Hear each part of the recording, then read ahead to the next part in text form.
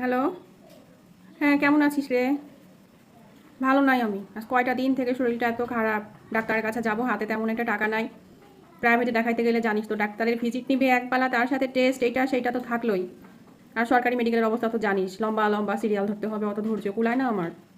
খুবই শরীরটা খারাপ জানিস। কি বললি? তাই নাকি? ডাক্তার ভিজিট নেয় না? বাহ। আচ্ছা শোন শোন, তাহলে তুই হচ্ছে আমাকে ওই ডাক্তারের অ্যাড্রেসটা হোয়াটসঅ্যাপ করে দে। লক্ষ্মী শোনা বোন আমার। আচ্ছা আচ্ছা, তুই হোয়াটসঅ্যাপ করে দে। তুই শিওর তো ভিজিট নেয় না? ভালো ডাক্তার তো। আচ্ছা ঠিক আছে। কখন যাব? বিকাল 5টা। ঠিক আছে ঠিক আছে। আচ্ছা, থ্যাংক ইউ। জি আসসালামু আলাইকুম। আঙ্কেলের অনেক প্রশংসা শুনে চলে আসলাম। আঙ্কেল তো ভিজিট নেন না, শুধু নাকি মেডিসিন লিখে দেন। আমার এক কাজিন আপনার অ্যাড্রেসটা দিল। তো আঙ্কেল, আমার কদিন থেকে শরীরটা খুবই অসুস্থ, খাবারের তো একদমই রুচি নাই, খেতেই পারছি না, যে খাবারই খাই সেটাই গন্ধ গন্ধ লাগছে। আবার যখন বেশি খিদা লেগে যায় তখন খাইতে গেলে 2-3 গামলা ভাত খেয়ে ফেলে দিচ্ছি, কি একটা সমস্যা। তাছাড়া আমি ইদানিং বাথরুমেও একা একা যেতে পারি না, ভয় লাগে, মনে হয় কে যেন দাঁড়িয়ে আছে। ঘুমাইলে মনে হয় আমার আশেপাশে যেন কে আমাকে ডাকাডাকি করছে।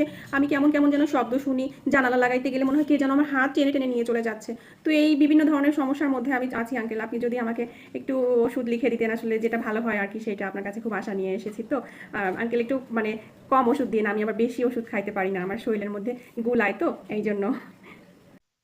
আচ্ছা বাবা, আচ্ছা তুমি টেনশন করো না, তুমি একদম সঠিক জায়গাতেই এসেছো। ঠিক আছে, আমি ভিজিট নেই না, যার কারণেই আমার কাছে অসংখ্য রুগী, এত রুগী আসে, আমি আসলে রুগীকে দেখে কুলায় উঠতে পারি না। ঠিক আছে, আমি ওষুধ যেগুলো লিখে দিচ্ছি সেগুলো ঠিকঠাক মতো খাবা, তাহলে দেখবা সব কিছু অল্প দিনের মধ্যেই ঠিক হয়ে যাবে। তুমি কোনো দুশ্চিন্তা করো না। ঠিক আছে, নামটা বলো বাবা, নামটা?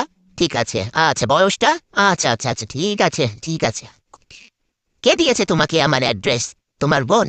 আচ্ছা আচ্ছা, মনে হয় আমার এখানে আসে সম্ভবত, তাই না? চিনি চিনি, আমি চিনি।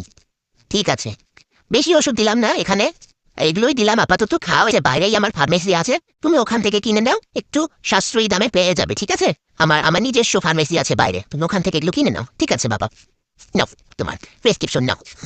আবার আসবা, ঠিক আছে? আচ্ছা ভাইয়া, এই যে দেখেন তো প্রেসক্রিপশনটা, এই ওষুধগুলো দেন তো। সবগুলো দিন। কত ওষুধ দিয়েছে, এত ওষুধ, সর্বনাশ করেছে, কিছু তো বাদ রাখিনি। গোটা পেট ভরায় ফেলে দিয়েছে। এত ওষুধ খেতে খেতে তার ভাতই খাওয়া লাগবে না নি, কি একটা অবস্থা, সর্বনাশ করেছে। কত ওষুধ!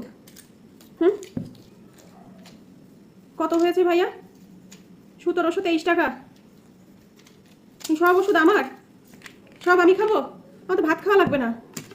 1700 টাকার ওষুধ! ভাই, আমি তো এত টাকা আনিনি ভাইয়া, আমি তো মাত্র 300 টাকা এনেছি। কাজ করেন ভাইয়া, আপনি হচ্ছে আমাকে একদিনের ওষুধ দেন, এগুলো বাকিগুলো সব রেখে দেন, পরে আমার যখন টাকা হবে তখন আমি এসে নিয়ে যাব। ঠিক আছে, আপনি একদিনের ওষুধ দেন আমাকে।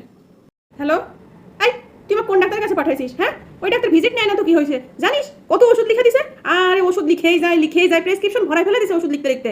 আর তার কন্ডিশন কি? তার ফার্মেসি থেকে ওষুধ কিনা লাগবে, অন্য কোনো জায়গা থেকে নাকি ওষুধ কিনা যাবে না, এটা কোনো কথা?